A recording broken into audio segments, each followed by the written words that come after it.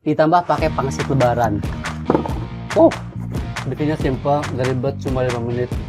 Pedes banget. Pedes banget, pantesan aja level 15. Siapa di sini udah bosan sama menu lebaran yang itu-itu aja, rendang, opor. Terus sekarang maunya yang pedas dan bikinnya itu satu cuma 5 menit aja. Sini aku kasih tahu dan temenin buat beli ke Indomaretnya ya. Ini Indomaret pertama kita cari ya. Ada mie bon cabe gak? Habis. Di Indomaret pertama nggak ada, kita cari lagi ya. Ini Indomaret ketiga, mudah-mudahan ada ya.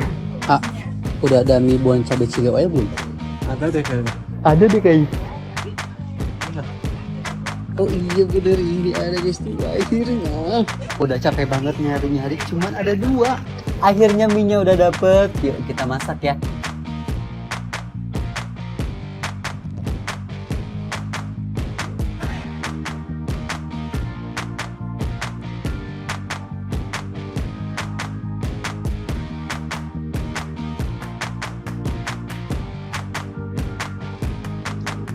Nah jadi ini dia mie-nya udah jadi, waktunya kita makan. Bismillah.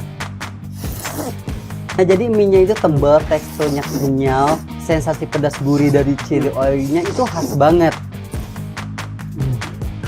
Ditambah pakai pangsit lebaran.